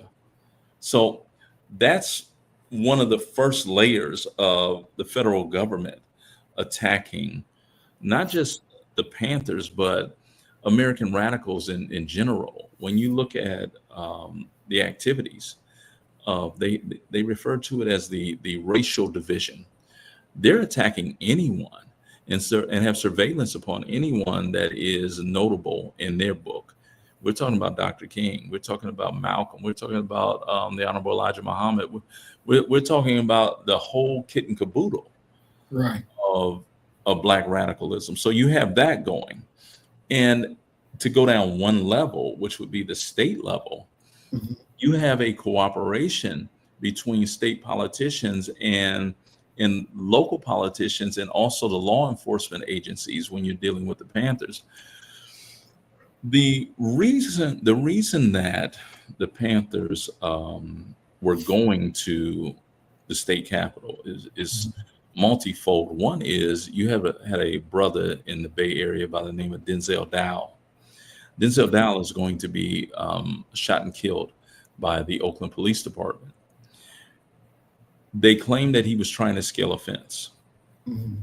Well, it turns out there was no blood at the fence. The blood was about 40 to 50 feet away from the fence. They had drugged Denzel Dow there and placed his body at the bottom of that fence as if he was trying to escape. Mm. And Denzel Dow, despite, the officers didn't know this because it in many ways undercut everything about their argument. He had some type of like gimpy run or a limp or something like that. So he couldn't run. Oh, Okay. wow. The Panthers are protesting that. That's one thing. Mhm. Second thing is Huey P. Newton and Bobby Seale. You can imagine how there's a buzz throughout Oakland about these two brothers who have picked up guns and they are following Oakland Police Department officers around. They get invited on a local public service TV show, and they talk about the Panther program there Mhm. and what it is that they're doing. Well, it's a call-in show, and they get a call, and the call is from a state assemblyman from Piedmont by the name of Donald Mulford. And Donald Mulford says, we ain't gonna have to worry about the Panthers much longer because I'm going to introduce legislation into the changing the state constitution, making it illegal for you to carry guns within city limits. Now, he's very careful. He's going to make it illegal to carry guns within city limits, but allow white California hunters outside of the city limits to keep their guns and to hunt. Donald Mulford, the Mulford bill, is going to also be known as the Panther bill. So you have the Panthers arriving to Sacramento, 30 Panthers, 24 brothers and 6 sisters, with the idea that they're going to protest the Mulford bill. And that's how people got to know about the Panthers, because that's going to be covered by the news media. So the Panther activities, and to turn it to, because the state is going to, the state level, they're going to change the Constitution, the state Constitution, so the Panthers can't carry guns, and they're going to always be attacking the Panthers. That's something that you'll see in Ohio, you'll see it in Pennsylvania, you'll see it in New York City, you'll see it in New Jersey, where state legislatures will change rules. They will make it illegal and impermissible, a criminal offense for you to curse at an officer. You couldn't call him a pig. Okay, What? it's considered offensive language in some states. The local level is, we talk about the idea of think national, but vote local Hmm. in regards to political involvement. The exact same thing is occurring with the Panthers. The Panther activities throughout the nation are face to face, up close and personal with local police officers. Right. This isn't some abstract thing that they're sitting around reading about or thinking about and what have you. Their officers are being confronted by the Panthers. And for until the laws are changed, the Panthers are on the right side of the law. They are allowed to carry guns. It was permissible. We hear this saying of the Wild Wild West. It was permissible for you to carry loaded, unconcealed weapons Mm. in the state of California within city limits. Okay. It was legal for you. You could carry I don't know why you would do this, but it was legal and permissible for you to carry a unloaded concealed weapon in the Mm. state of California. So Mm. you have state legislatures trying to change the law, and you have local officers who are trying to apprehend and arrest the Panthers. And they go through a whole host of measures, from pulling you over and meticulously checking your car to the point where they would shake your license plate. And if a bolt fell out, Hmm. they would tow that car. So it's harassment. So at the federal level, you have this overarching, well-funded machine. The state level, they're changing the laws. And the local level, they're getting hella funded so that they can go to war against the Panthers and any other Black revolutionary groups. Mm. So, Doc, what would you say during that time was the greatest mistake that the Panthers made? The greatest mistake that they made, Mm-hmm. I hesitate and shun to say that they made mistakes because of all that they accomplished and the enemy that they were facing. There was no way that they could win under any circumstances. It's not as if they necessarily were making mistakes that led to them, to their downfall. But if I had to point to one thing that I think that they were a bit naive about, and it's something that Karl Marx talks about when he says, you can't build a revolutionary party on the backs of the lumpen proletariat, meaning brothers on the block, the working class brothers, the poor brothers, because they're too poor to be loyal.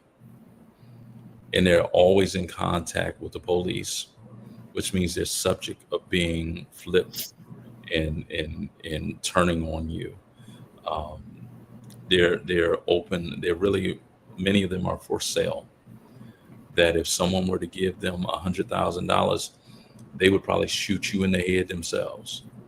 So the focus upon that is one of the main weaknesses, and Huey recognizes this as a weakness when he tries to give control of the Panthers to SNCC, because SNCC had college students who had these bourgeoisie skills of writing and theorizing that he thought the Panthers needed. But I hesitate to even call integrating the lumpen proletariat into it so seriously as a mistake, because they had no choice. Because Black collegians were now integrating predominantly white institutions, and within 5 years, you're going to have integration with this first wave of Black folk who are graduating from PWIs, and they're going to work for Fortune 500 companies. They're going to make more money than anybody in their familial legacy has ever made. So it was out of necessity that the Panthers had to rely upon the brothers on the block. I think when I agree that they had no choice but to get them. When we look at the Nation of Islam, that's who the Honorable Elijah Muhammad went and got, and did very well. The the thing that I think their biggest mistake was infighting amongst themselves. I think that, with the COINTELPRO sending letters and saying, such and such this or such and such that, they didn't handle those things in the best manner, which I believe led to more infighting and distrust amongst one another. Yeah. I think that for me would be their greatest mistake. That's like we talked about in an earlier show. If two people are having a conversation and the secret get out, and you didn't tell who told. And that's because we've never experienced anything like Hoover's counterintelligence program. That they're willing to spend millions of dollars to undercut a Black organization that is in many ways trying to uplift Black folk. We couldn't comprehend that. Nowadays, because you have a precedent where you're like, well, they did that to the Panthers, they X, Y, and Z. You didn't have that before. So the blitz that we went through, that we experienced, was unprecedented. And the fact that you were even important enough for them to do those things are significant keys and hints at what the path to Black liberation is. Okay. So let's look at another quote from our sister. Now she says, "Justice, in my eyesight, has not been the American dream. It has been the American nightmare." So, I was thinking on that, and I'm like, how was that justice? So one part I say maybe she's talking that if more Black people get a hold of the American dream through, and I don't even know if that was the case then. It probably wasn't. Affirmative action probably wasn't, during that time period. So I'm trying to think, well, what does she mean? That's the very time period. Oh, okay. You're talking about affirmative action. You're talking about a early 1970s prescription. And let's be clear about what affirmative action was intended to be. It was intended to be reparations for Black folk. But it falls apart because Black folk, especially our Black political leaders, they didn't hold the line in regards to it being aimed at Black folk. And they allowed this very undefined, loose language of minorities to be injected in there. And before you knew it, the biggest minority that was benefiting from affirmative action set-asides were white women who were married to white men who had the sense to go ahead and sign their 51% of their stake in their company over to their wives, so that they now qualified as minority businesses. Now that would have never happened if our political leaders, so-called political leaders, had the good sense to go ahead and say, no, it has to say Black, because that's who this is aimed at. It's aimed at diversifying the job pool, the employment sector with Black folk. Because, as Dr. King said, it would seem to me that a nation that has done something special against the Negro for so long would not have such a problem with doing something special for the Negro, at least for a certain period of time. Wow. So when she says that it has been the American nightmare, what is she meaning?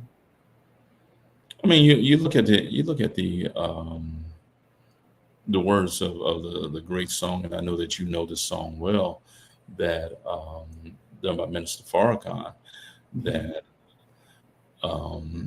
black man's hell is a white man's heaven.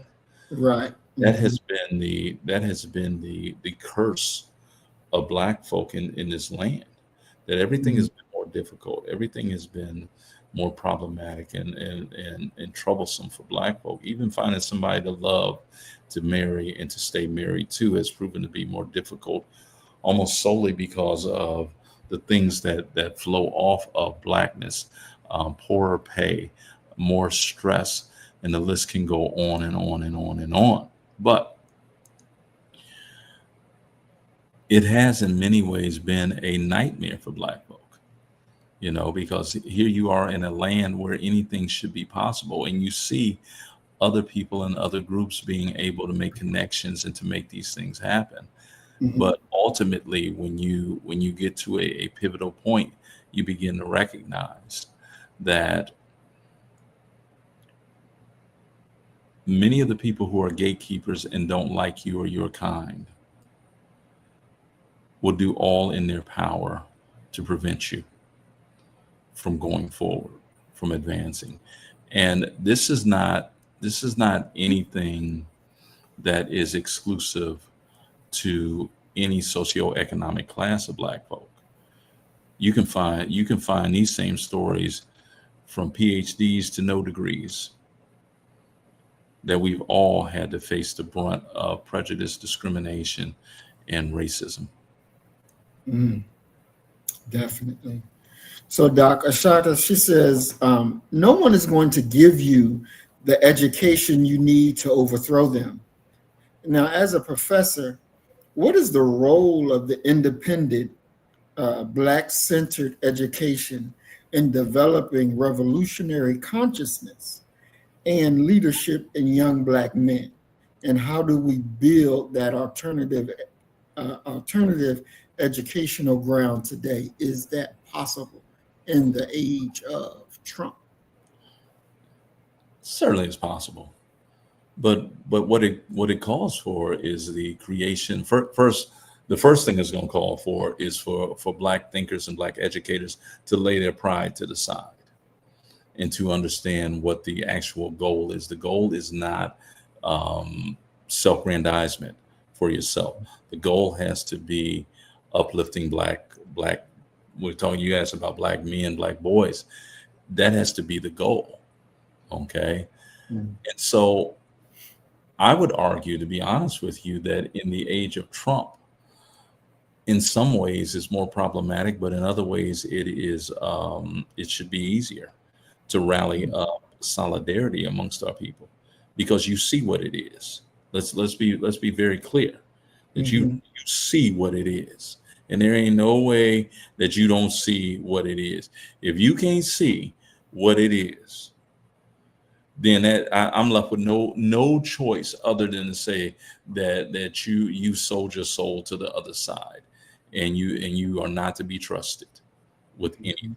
So when you're talking about the idea of independent education, you have to really be focused on developing a curriculum that is going to guide people towards independent thinking. And by independent thinking, I'm not saying that you come out of our schools thinking any kind of way, but you definitely come out of our schools and our institutions understanding what it means to be Black, what it means to be human, what it means to be a righteous individual. Okay. So the independent school movement, and this is one of the worst things that Umar Johnson did. Umar took money that should have went to these struggling Black independent educational institutions. Instead of sending that Negro that money, you should have Googled in your state, if you want to stay within your state, within your city, what have you, find an independent Black school and cut them a check, because I guarantee you that they need it. But we need to make sure that those independent institutions are presenting a liberatory curriculum, that our children are learning, that our children are inspired, because this public educational system is by and large not working. And there's a host of reasons why it's not working. It's not aimed at liberating Black minds. and it really doesn't make much. It really does not make much of a difference Mhm. in regards to the beyond a mentorship or an inspiring element. Really doesn't make much of a difference the race of the teacher, because they're all being handed a script, and what they can teach is in many ways controlled by a end of the road test Mhm. that's going to dictate, it's going to determine, it's going to show what were you teaching them. And according to these standardized test scores that we got, ain't nobody teaching nobody nothing anyway. Exactly. Exactly. So would you classify the American school system in regards to Black children as a death camp mentally? I wouldn't call it a deaf camp. I would call it a dumbing down center, Mm. because a deaf camp means that their brains are dead, but it's a dumbing down center.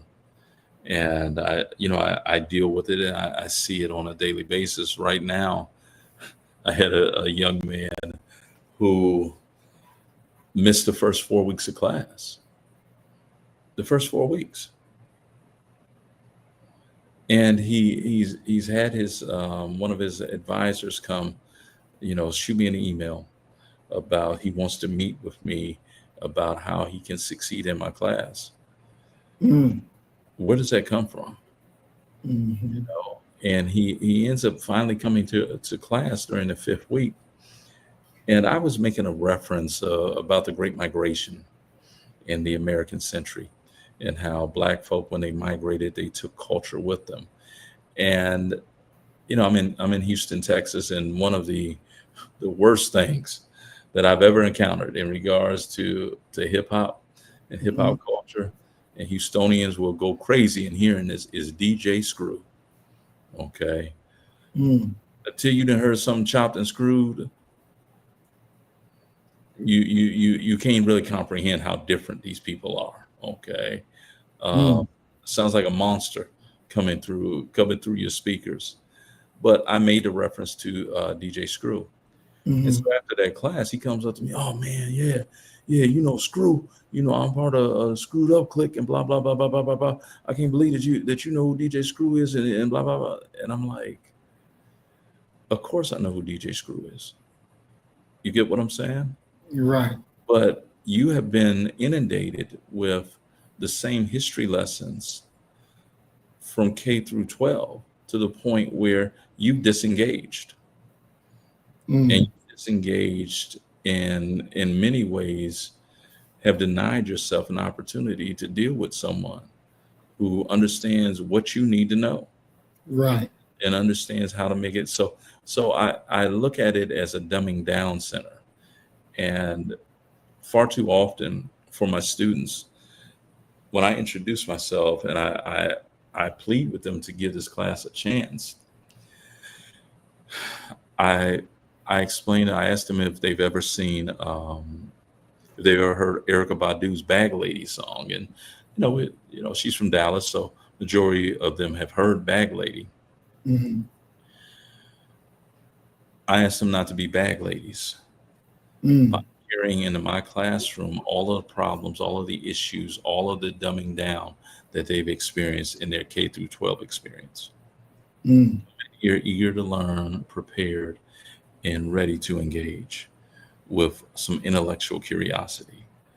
And Mhm. unfortunately, for many of them, for many Black kids around the nation,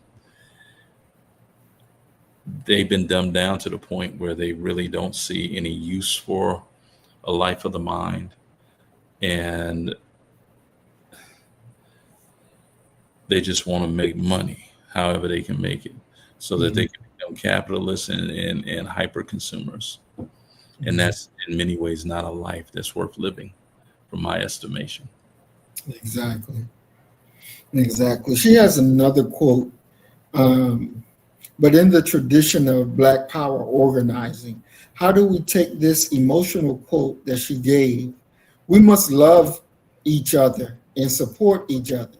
how do we translate that to practical, on the ground organizing discipline that's necessary to produce this type of alternative Black educational school system that produces what we need versus the dumbing down system? I think the first step is the recognition, and this goes contrary to who we are historically as a people. Mhm. Everybody can't be saved. Mm. Black folk are of the position that we're going to save everyone. Exactly. Everybody doesn't want to be saved. And so we have to work with the willing, and we have to go ahead and build it and have that, that field of dreams moment where they say, build it and they will come. So let's build it. Let's build it with the willing, and Mhm. hope that our example and our testimony of what we can do as a people is going to sway them into, in many ways, coming to join us in regards to what it is that we have built. It's hard to be Black in America. I'll say that first.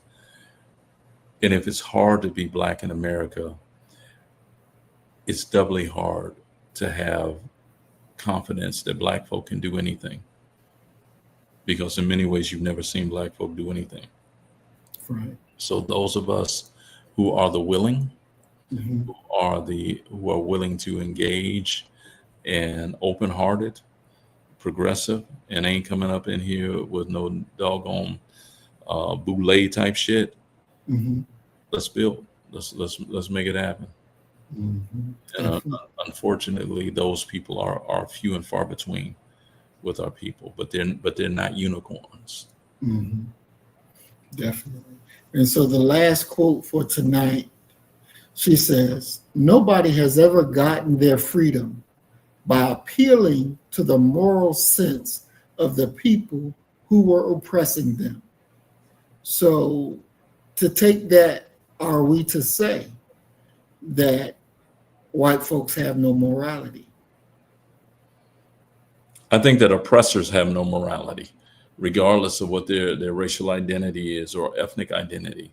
Mhm.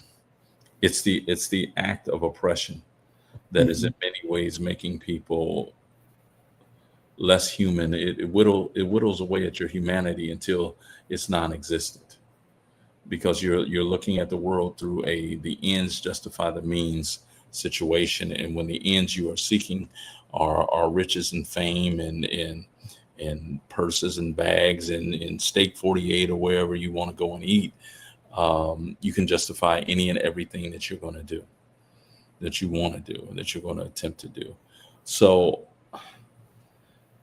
when you're really considering what life is about and what life is for, you have to really understand that in this world, in this realm that we live in, regardless of if you want to talk about it being capitalistic, you want to talk about just being humanity, earth, what have you, power trumps might. No, power trumps right. There is no morality that is being utilized amongst those people who are, for all intents and purposes, to use your language, devils. They're not operating from a moral position. So if they're not operating from a moral position, it's foolish to sit up in here and think that you can appeal to their morality. You can't. They don't care anything about that. They're immoral.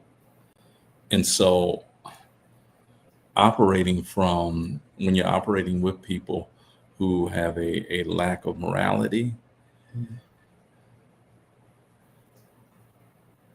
you're going to have to fight fire with fire, and you're going to have to be willing to do whatever it is that they're willing to do, if not more, Mm. and learn how to, you're going to have to learn how to sleep well Mhm. after doing what it is that you had to do for sheer survival. We're not even talking about flourishing. We're talking about survival. So they're not going to teach you how to get free, and they're not going to, you're wasting your time by appealing to their morality because it doesn't exist. It's non-existent.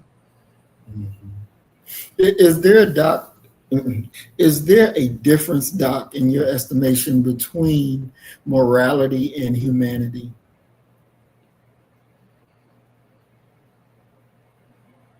I would say that they're distant cousins.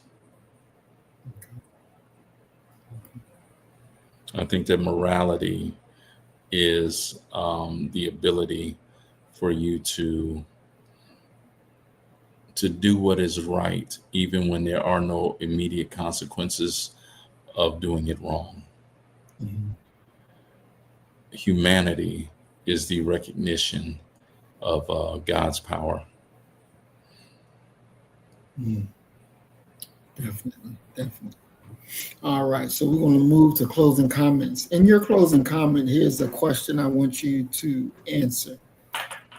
Considering our sister's entire legacy, if Assata was observing us today, what fundamental structural element would she insist must be in place immediately in order to ensure our mission success of securing justice and to end defamation of our people? I think that to answer that question, let me say it, as always, great to be here, brother. Great to, I look forward to this all week long. But what I think Assata would point us toward is, and this is ironic now that I think about it, is total independence from this American system. And by total independence, I'm not necessarily talking about the ceding of land, the leaving the United States of America physically, but I am talking about building of Black institutions, educational, financial, cultural, that can stand alone, that we can support, that we can dictate what it is that happens there, just as she did by leaving this nation behind and not returning to this nation.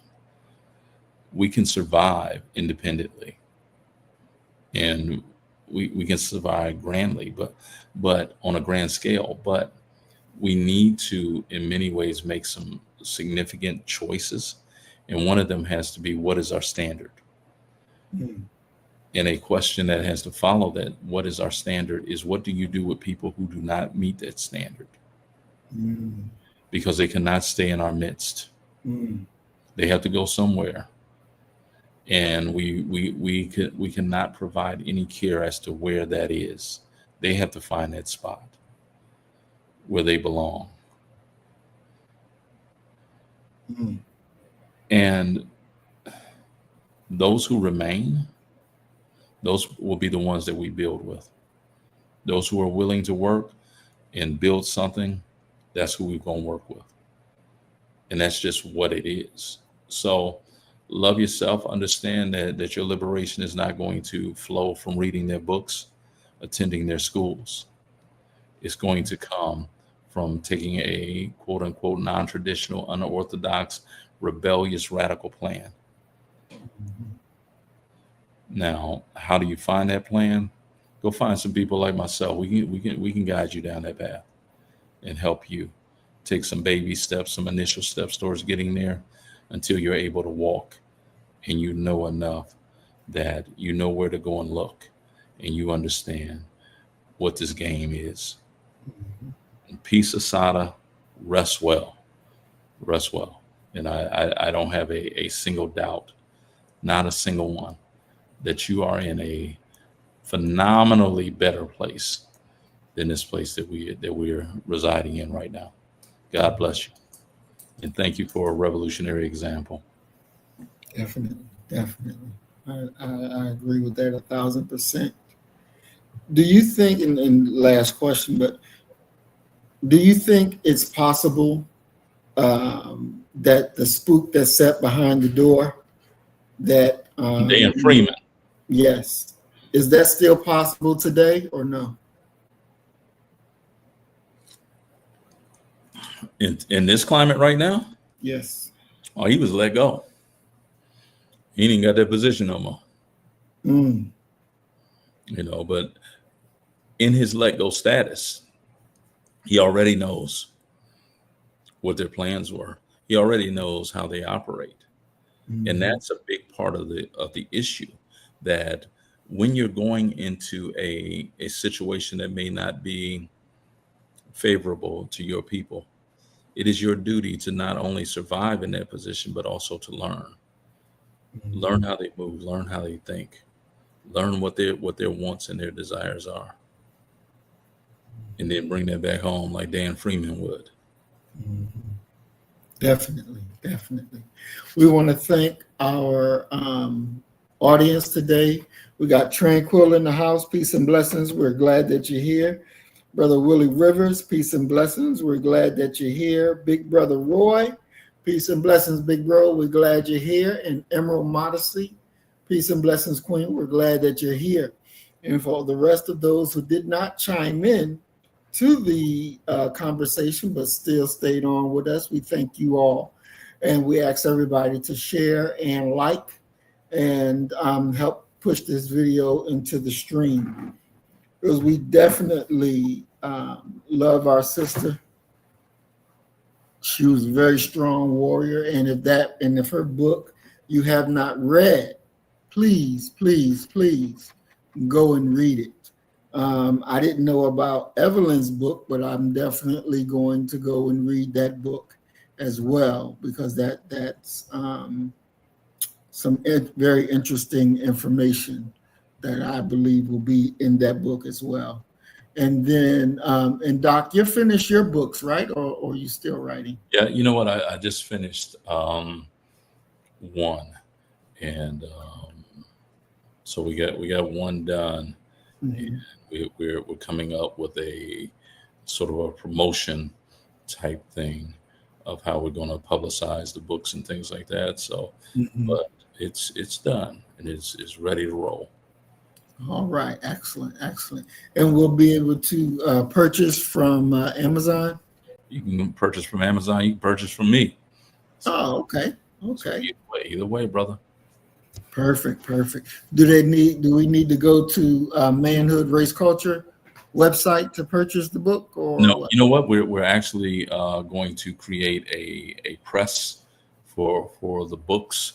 We're trying to do a press that's dealing with manhood, race, and culture. A press that's going to deal with African American male writings and things like that. So that's where we're headed. Perfect.